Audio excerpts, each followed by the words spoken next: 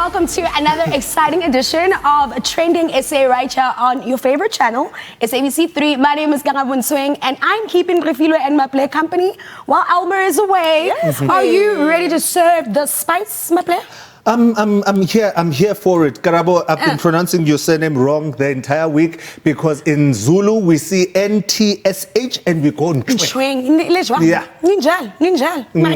Now you know. Now you know. Well, that makes two of us, and I don't have a Zulu background to blame for it. Excuse Karabo. No, it's okay, guys. But we got you. It's okay.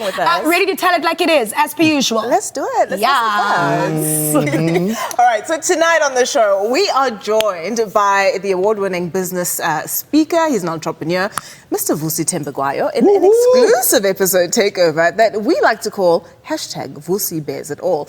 Over the years, the celebrated entrepreneur has cemented himself as a sought-after voice in business, as well as a global speaker. His mouth is his fortune, and he is here to candidly talk politics, talk business, and of course some of the viral moments in his own life. Welcome to the show, Vusi. Welcome. Now, the first order of business, Vusi, is you are going to help us unpack some trends. Are you up to it? Yeah, it's all good. Yeah? Okay. It's all good. It's all good. Okay, it's time for top trends. Pew, pew, pew. Now, the crisis in Nigeria continues to escalate as the ongoing protests to end SARS become a global call to action. Yesterday, the protests against police brutality and the abuse of power saw an amplified level of violence as soldiers shot at protesters in Lekki. Many people are calling for the AU to intervene because we're all like, what are they doing? What are they saying? Are What's you going to happen? at our toothless dog of an organization? The AU to intervene. That's why I'm laughing. I'm just like, guys, the AU. Yeah, and a lot of people are just like, what is it that they actually do? Vusi, what's your take? Yeah, look, it's a disaster. This whole thing is a disaster. I'm not sure how it got here. Didn't they say they were closing it down? Well, no, that's the point. They said they disbanded it, I think, a week ago. Yeah, it was a week ago. But so the issue is, what I'm trying to say is, I'm not sure how it escalated to the point where people are being shot in the streets. Well, they pretended to shut it down and then they rebranded it, remember, with SWAT. When and so the cry is still, we need justice for the people that were hurt by SARS. The police, don't call it what is arguably the most known police name. SWAT. The most triggering name as well. Every Hollywood movie has a SWAT team. Yeah. Really? So it's really incredible. I'm not sure what we're going to do about this or how we can make a difference because, of course, we saw some shootings, live ammunition on Lekki Bridge as well, with people being killed. So these guys are literally speaking about or addressing concerns about police brutality with more brutality. How does this work? Guys, they must just sort it out, and we don't want a rebrand. We want this unit gone. We want justice. #and SARS.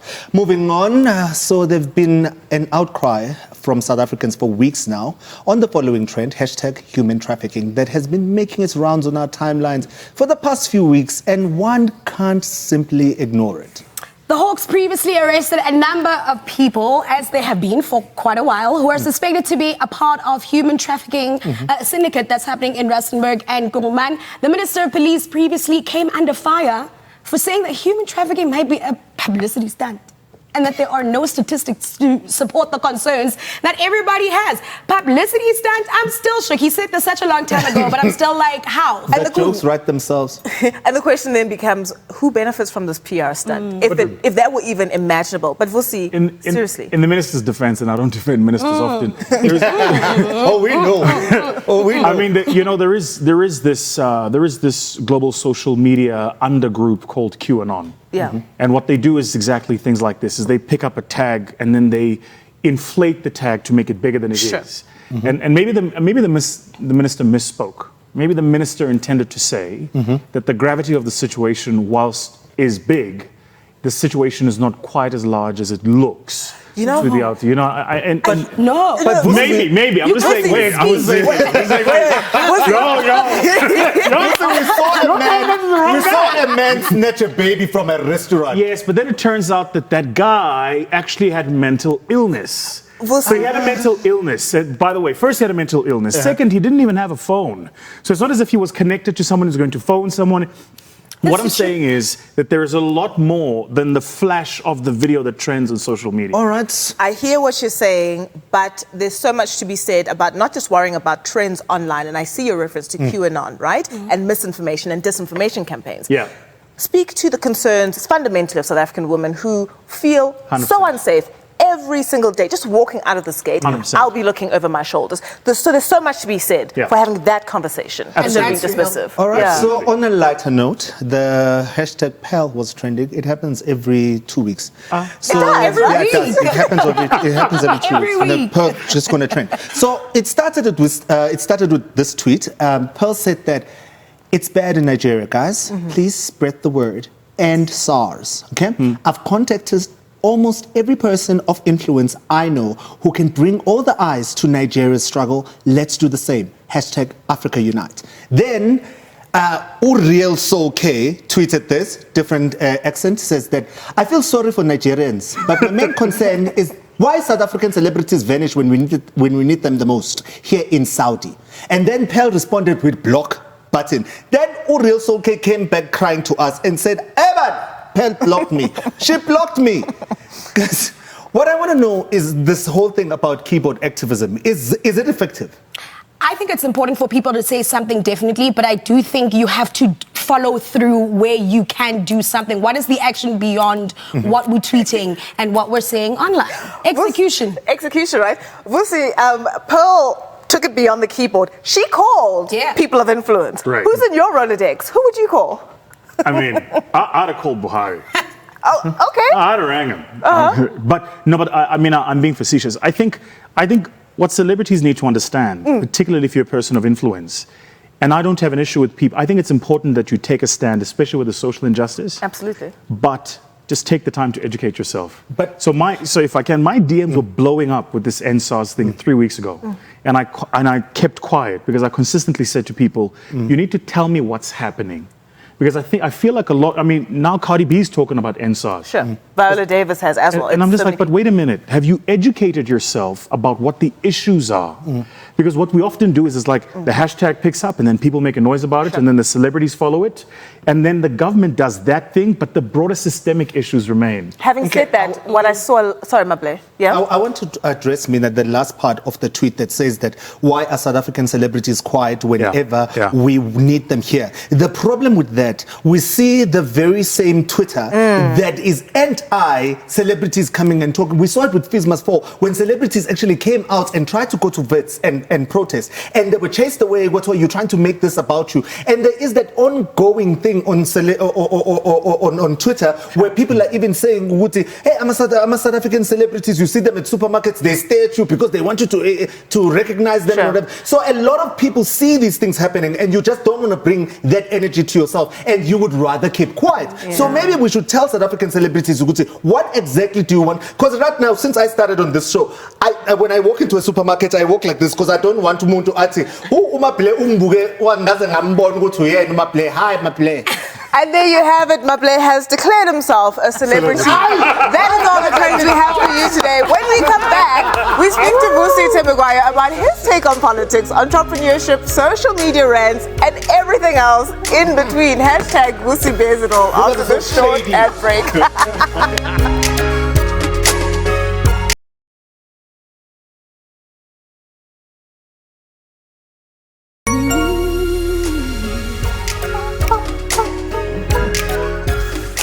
Let's do it. All right, welcome back to Trending SA. Join the conversation with the hashtag Vusi Bezidol on all our social media platforms. We continue our conversation with the global speaker, business entrepreneur, Vusi Thembekwayo. And you see, in public, that's how people see you. This is a businessman who's always got great things to say, to inspire, to teach. But how are you at family gatherings?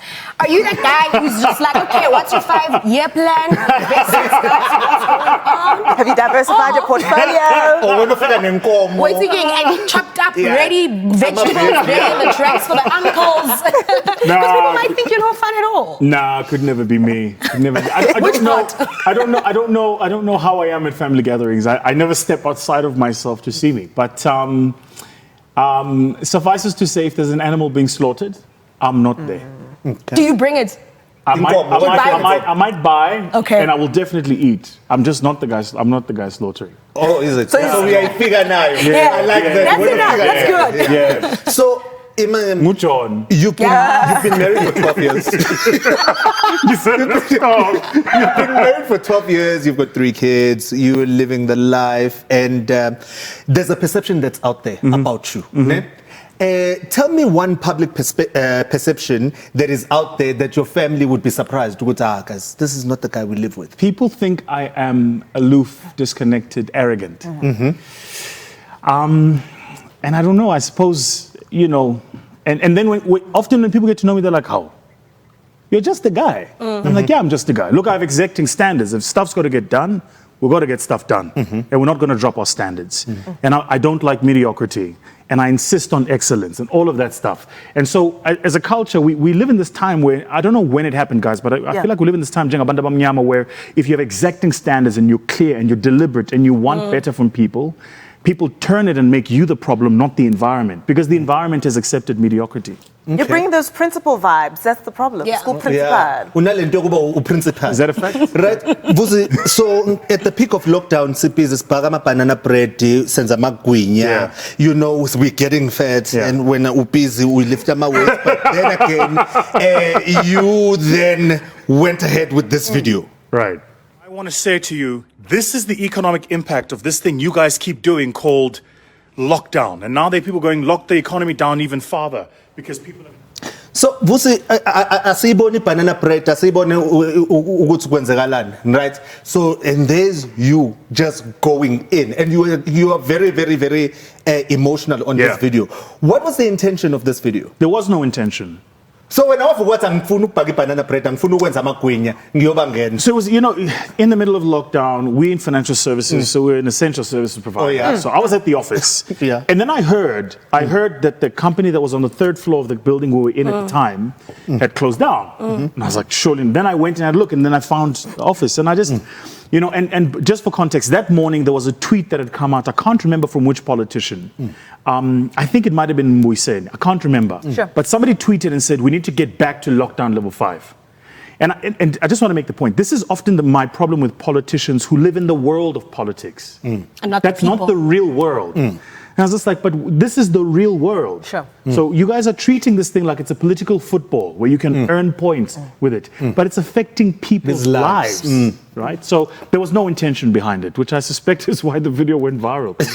It was just honest. I also don't think I've ever said that many F words ever. My dad sent me that video, by the way. He said, yo, this young man, listen to this. What's he say? But the F-bombs, I'm worried. So check this out. You obviously didn't mince your words in that video, right? And you also said this, COVID-19 wasn't the cause of death of businesses. Yes. COVID-19 was the coffin that businesses were buried in. Yes. And the cause of death was a poorly led economy, bad economic policy, 100%. poorly implemented 100%. economic policy, and very poor leadership. 100%. So I'm curious, if you were basically to be consulted and here, Vusi, you take the reins, what measures would you have actually put in place to just mitigate the effects of this pandemic and the lockdown? Well, first of all, if you call something a stimulus package, make it a stimulus package. Stimulus is new money. There was no 500 billion that was new money. Second of all, you don't take 200 billion in a loan guarantee scheme backed by Treasury and give it to banks. Sure. Banks who have proven themselves to be risk averse. And then say to the banks, take risk. I mean, so I'm like, are we thinking? You're taking the money and giving it to the very people that entrepreneurs have been saying are not lending us money.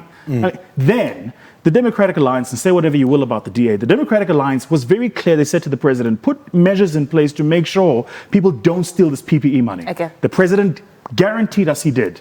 He said there'd be no commissions into PPE scandals. Aren't we hearing now that the Hawks are going to be arresting people? Haven't accounts just been frozen? So my issue isn't as much what happens, it's rather that we can see it coming. Okay, and this is basic stuff we need to do. I'm trying to steal some time before we go to the ads. Why do you speak up on matters of national import such as this, right? Do you understand yourself to be a corporate activist? No. I'm just a guy trying to earn a living and provide for his family and leave my kids better than my parents left me and as they did, you know, for themselves. That's it. But I recognize that I have a responsibility because I live in this country. And at the end of the day, if no one's going to say it, I'll say it. And if people have a problem with it, then let's be about it. Yeah, yeah. But you can't keep quiet. In fact, that's exactly what they want. They want you to keep quiet because when you speak, it's when you rattle them. So people want you to keep quiet. Can't tell you how many times. And you know how I know they want you to keep quiet? So when people start saying stick to. Yeah. Stick to your lane, stick to business. But the great thing is you don't keep quiet. You're a sharpshooter. You get straight to the point, and you've gotten yourself into quite a few tours with people. Is there a situation on Twitter where you feel like you took it a little bit too far? You probably shouldn't have gone that far. You know, Twitter's a problem for me, and I'll tell you why. I'm an alpha. I'm an A-type personality overachiever. I'm an Aries. I go and get things done. And Twitter's got like this strange thing where the minute you have power or are perceived to have power, you have to underplay it. Otherwise, you look like the bully. Does that make sense? Yeah. Okay. So now I end up finding myself in a space where someone says something to me. Now, if you said it to me in the streets, I'm going to say it back. Listen, I didn't come from a township and build myself to be what I am because I let people walk all over me. And so if you're expecting that that's going to be me on social media, I don't know how to tell you that. But that's not the guy. Right? So if you come to me, I'll come for you. It's happened a couple of times. And then the following morning, I feel silly about it. I'm like, I probably should have kept quiet. But it's done. It's done now. All right, let's put a pin in it right now. More on social media rants, tours, everything in between. After the break, we continue on our socials with hashtag Vusi bears it all. Stay with us.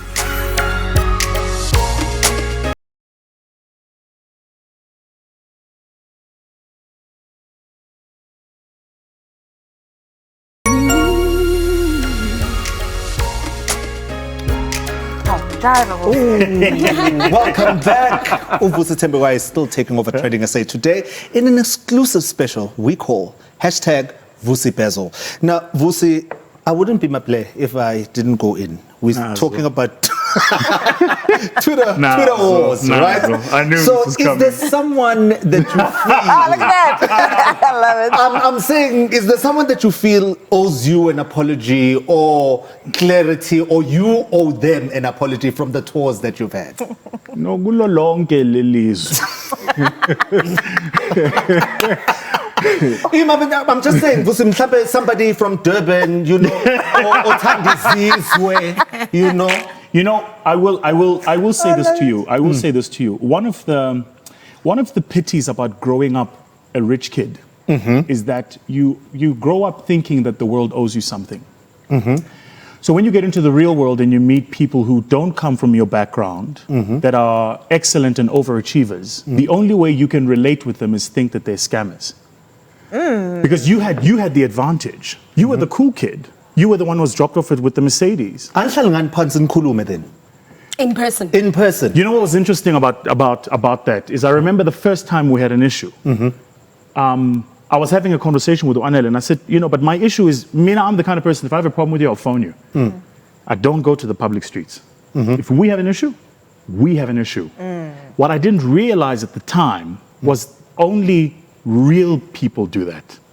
Cowards want the publicity and they want the public gallery because for them, it's a concert. So you think Sizwe is doing it as a concert? I mean... No, I had to mention the name since we're talking about it. I'm not... Let me put it to you this way. Let me put it to you this way. Regardless of who the person is, there is a way you approach a situation of conflict. If you want to resolve it and genuinely understand, you go directly to the person. But if you want to play to the gallery and have a concert like you're John Legend, then you go to the gallery and you have a concert. But you can't do both. South African, you heard it. Guys, I might be wrong, but that's how I see it. Backlash that you received last year, I mean, you posted a very opulent timepiece and people were just like, what? Yes. Has that changed the way you think of, displaying wealth on social media, or you feel like it inspires people who want to be like you, who want to be successful? That's a good question. That was like a momentary lapse. I was literally sitting on the plane. I was flying somewhere. And I'd wanted that particular brand of timepiece for a while. What is actually interesting is, then took that and eventually just went to the manufacturer and actually bought a proper Patek, right? So I just went directly to the manufacturer. I think for me, the lesson there was actually very simple. The lesson there was the creator saying to me, I'm going to bless you with these things, but if it was papa, I'm blessing you with these things because you're working for these things. Sure. And if you're going to inspire and people are going to be inspired by what you do, you don't need to show it off. It'll come to what you do. Does that make sense? Okay, so it was a lesson learned. I mean, it's a massive lesson learned. So I don't know if you know this, I race cars, right? So I race V12s, I collect supercars. You will never see me post. You will never see that part of my life because I took the lesson, I got it. I fully understood it. Like, it's busiso, right? And treat it as what it is.